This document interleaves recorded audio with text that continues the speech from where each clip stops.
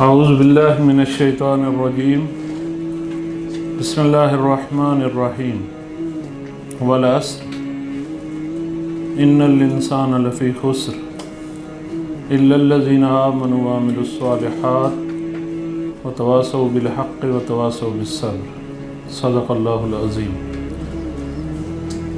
سورہ مبارکہ عصر میں نے آپ کے سامنے پڑھی، تھوڑی سی میں اس میں کنٹریبیوشن دوں گا، لرننگ لیسن ہم کیا لے سکتے ہیں۔ سورہ مبارکہ عصر میں کچھ یاد دلاتی ہے۔ یہ جو میری شیئرنگ ہوگی یہ بلیورز کے لیے، نان بلیورز کے لیے نہیں ہے۔ دو رول چل رہے ہیں یہاں پہ، ایک نان بلیور کا ہے اور ایک بلیور کا ہے، اور اس ورڈ میں جو فینامنا نان بلیور کا ہے وہ لیس للانسان الا ما سعی، کہ جو کوئی محنت کرے اسے ملے گا، یہ سب کے لیے یونیفارم رول ہے۔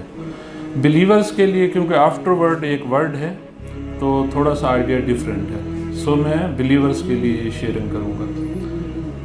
تو ایک اگر ہم نے کامیابی حاصل کرنی ہے اس کے لیے کچھ رول ہیں، سیٹ رول ہیں، تھوڑے سے ٹائم میں آپ سے شیئر کروں گا۔ پہلا رول یہ ہے، اور یہ وہ باتیں جو آپ سب لوگ جانتے ہیں، میں ریپیٹ ہی کر رہا ہوں جو لرننگ لیسن میں نے اپنے اچھے استادوں سے لیے ہیں۔ پہلا رول یہ ہے کہ آپ اپنے آپ کو پہچانیں، میں کیا ہوں، میں کون ہوں، میں نے کرنا کیا ہے، میرا ٹارگٹ کیا ہے۔ یہ سیلف آئیڈینٹیفیکیشن ہوتی ہے۔ جیسے ہمارا بچہ بڑا ہوتا ہے تو ہم سرچ کرتے ہیں کہ کس اسکول میں داخل کرائیں، یہی ہمارے لیے کہ ہم پیدا ہوئے تو ہمیں کیا کرنا ہے اور ہم کون ہیں۔ یہ پہلی آئیڈینٹیفیکیشن لیول ہے۔ کامیاب لوگوں کی نشانی ہے کہ وہ پہلے اپنے آپ کو پہچانتے ہیں۔ مثلا میرے اندر اگر کوئی سکل ہے اور میں ان کو آئیڈینٹیفائی کروں گا تو ایگزیکیوٹ کروں گا، ادروائز میں ایگزیکیوشن نہیں کر سکوں گا اگر آئیڈینٹیفائی کرنے کی اہلیت نہیں ہے مجھ میں۔ دوسرا رول ہوتا ہے پھر اپنے ٹارگٹ کو پہچاننا، جسے ہم عموماً میں وی این کہتے ہیں ہماری بینکنگ لینگویج میں، کہ ہم نے کرنا کیا ہے، کہاں تک پہنچنا ہے، وی این کیا ہے۔ یہ کامیاب لوگوں کی دوسری نشانی ہے کہ ان کا وی این کیا ہوتا ہے۔ اور کامیاب لوگوں کی تیسری نشانی یہ ہوتی ہے کہ ایگزیکیوشن کیسے کرنی ہے، کس ویلیو پہ، کس کام پہ ہم نے کون سا کام کس وقت کرنا ہے۔ یہ کامیاب لوگوں کی تیسری نشانی ہے۔ اور سب سے آخری نشانی کامیاب لوگوں کی ہوتی ہے سیلف اکاؤنٹیبلٹی، کہ جو بھی ایکشن کرتے ہیں وہ اپنے آپ کو اکاؤنٹیبل کرتے ہیں کہ میں نے جو کچھ پرفارم کیا وہ صحیح تھا یا غلط تھا۔ تو پہلی کیونکہ بلیور سے ریلیٹڈ ہے یہ گفتگو، تو ہم کون ہیں، بڑی کلیئر سی بات ہے، جس نے ہمیں پیدا کیا وہی ہمیں بتائے گا کہ ہم کون ہیں، ہم اپنے آپ کو نہیں پہچان سکتے۔ ریزن یہ ہے کہ جو موبائل بناتا ہے، جو کمپنی سے ایپل ہے، تو میں کافی عرصے سے دیکھ رہا ہوں، وہ آتے ہیں ایپل کا ایک ورژن لے آتے ہیں اور وہ ہمیں انٹروڈیوس کراتے ہیں، ایک بڑا سا لیکچر ہوتا ہے، پہلے اس کا انٹروڈکشن دیا جاتا ہے اور پھر اس کے فیچرز اور باقی چیزیں، اور پھر مارکیٹ میں لانچ کیا جاتا ہے۔ تو جو بھی کریٹر ہوتا ہے کسی چیز کا وہ خود بتاتا ہے کہ میں نے کیا چیز بنائی ہے۔ جس نے ہمیں پیدا کیا اس نے کہا بسم اللہ الرحمن الرحیم والتین والزیتون وطور سینین وہذا البلد الامین لقد خلقنا الانسان فی احسن تقویم۔ یہ ہمارا انٹروڈکشن، آئیڈینٹیفیکیشن ہے۔ سب سے اچھی احسن تقویم پہ ہم خلق کیے گئے۔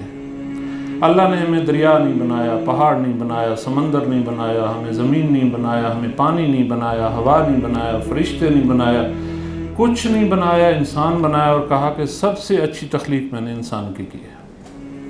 یہ ہماری آئیڈینٹیفیکیشن۔ اب ہم سے کوئی پہلے کویشچن پوچھے کہ آپ کون ہیں، تو لازمی بات ہے ہم کہیں گے ہم انسان ہیں۔ یہ پہلا فیز ہے جس سے ہم نے گزرنا ہے۔ کیونکہ میں نے ٹائم شارٹ لینا ہے تو میں اس پہ ڈیٹیل میں نہیں جاؤں گا، اپنے ٹائم میں رہوں گا۔ دوسرا فیز ہمارا کہ ہمارا وی این کیا ہے، کرنا کیا ہے ہمیں۔ تو میں نیشنل بینک میں ہوں اور میرا ایکسپیرینس یہ ہے کہ جب میں نیشنل بینک میں آیا تو نیشنل بینک نے اپنے آرگنائزیشنل کلچر سے مجھے انٹروڈیوس کرایا اور پھر مجھے بتایا کہ میرا وی این یہ ہے۔ نیشنل بینک نے مجھے بتایا کہ میرا وی این یہ ہے اور آپ کو اس طریقے سے کام کرنا پڑے گا۔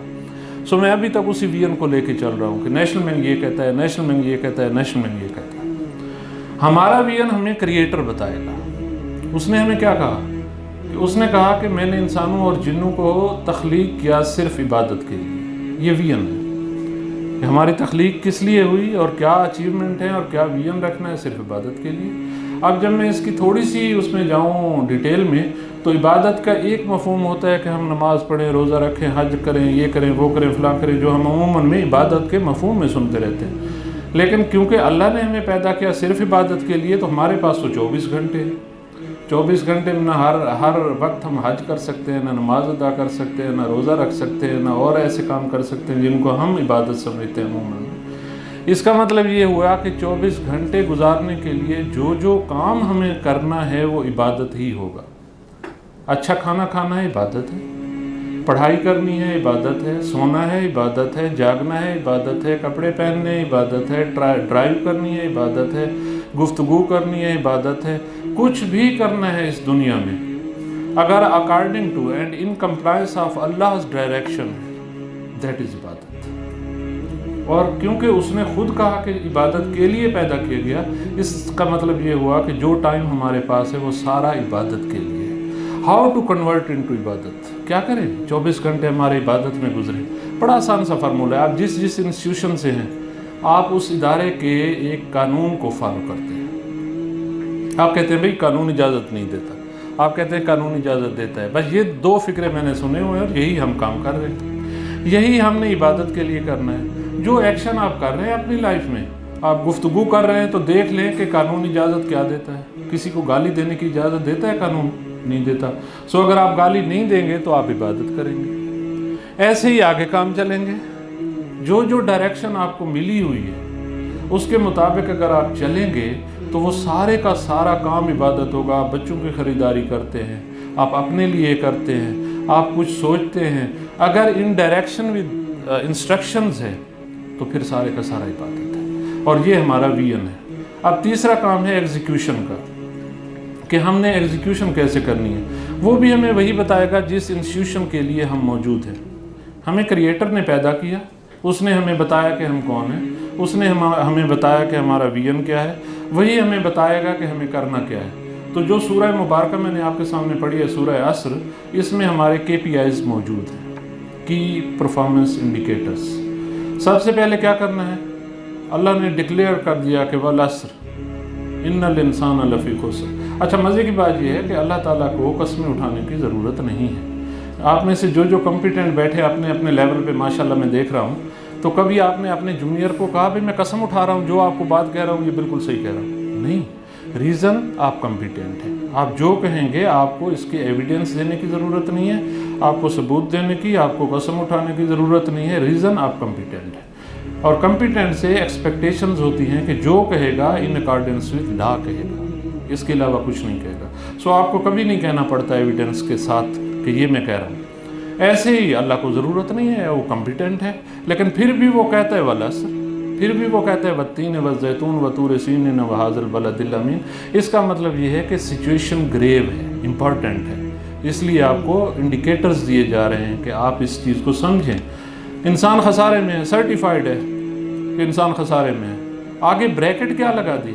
کامیاب کون ہوں گے؟ جیسے ہم اسکول میں عام طور پہ سنتے تھے، استاد کہتے تھے بھئی سب لوگ فیل ہو جائیں گے سوائے ان لوگوں کے جو محنت کریں گے۔ یہاں پہ یہی تمثیل ہے کہ سارے کے سارے انسان خسارے میں، لیکن صرف وہ لوگ کامیاب ہوں گے جو یہ 4 کام کریں گے۔ یہ 4 کام براڈر کینوس پہ ہیں۔ پہلا ایمان لانا ہے، مشکل کام ہے تھوڑا سا، کیونکہ ہسٹری آپ دیکھ لیں تو سب سے ہی مشکل کام ایمان لانا ہوا۔ اس کے لیے اللہ نے اتنے انبیاء بھیجے اور پھر بھی مشکلات رہیں لوگوں کو ایمان لانے میں۔ اور جب ایمان آ جائے تو پھر کیا کریں؟ وَعَمِلُوا الصَّالِحَاتِ، اچھے عمل کریں۔